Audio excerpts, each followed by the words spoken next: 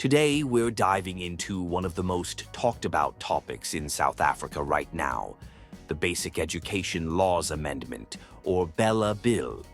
This bill has sparked a heated debate across the nation, and we're here to break down exactly what it is, what it proposes, and why it's causing such a stir.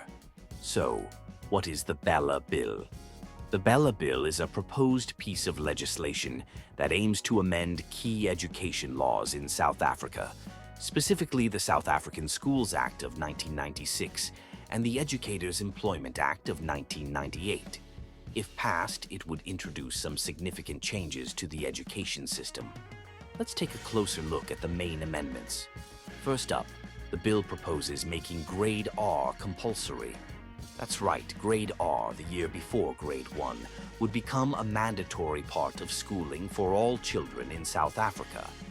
This would mean that Grade R, currently part of early childhood development, would expand to nearly 8,000 schools across the country. But that's not all. The BELA Bill also seeks to criminalize parental negligence when it comes to school attendance. If parents fail to ensure their children attend school, they could face jail time. Additionally, anyone who disrupts school activities could be looking at a prison sentence of up to 12 months. For those of you interested in homeschooling, the BELA Bill has something for you too. The amendment allows the head of the Education Department to conduct site visits before home education is registered. It also gives the Minister of Basic Education more power to regulate and manage homeschooling. Language policies in schools are also on the table. Under the BELA Bill, school governing bodies would need to submit their language policies for approval. These policies must take into account the linguistic needs of the broader community, which could mean big changes for how languages are used in schools.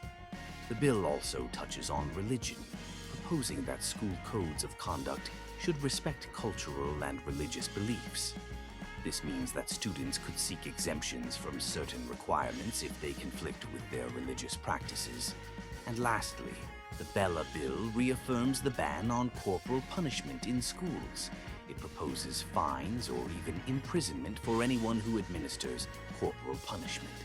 So, why is there so much concern?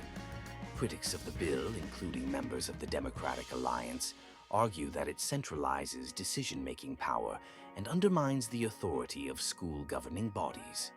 They're worried that this could disempower local communities in making decisions about admissions and language policies. One of the most controversial aspects of the bill is the compulsory Grade R proposal. The Department of Basic Education estimates it could cost a whopping R16 billion to implement, with an additional R12 billion needed for infrastructure and up to R4 billion for staffing. Critics are concerned about where this money will come from and what other programs might face cuts as a result. There are also worries about parental rights, especially when it comes to homeschooling. Some people feel the bill could infringe on their right to choose the best educational path for their children. Others are concerned about the impact on minority languages and cultural rights, fearing that the proposed language policies could marginalize these groups. But it's not all criticism. Supporters of the BELA Bill, including members of the African National Congress and the Economic Freedom Fighters, argue that it's a necessary step to improve education. They believe compulsory education is crucial and that parents need to be held accountable for their children's attendance. As the debate continues, it's clear that the BELA Bill has divided opinions across South Africa. Whether you see it as a positive step forward or a potential threat to certain rights, one thing is for sure. This bill is shaping up to be a key moment in the future of South African education. If you found this video informative, please like, subscribe, and hit the notification bell for more content like this. And as always, let us know your thoughts in the comments below. Until next time, stay informed and stay engaged.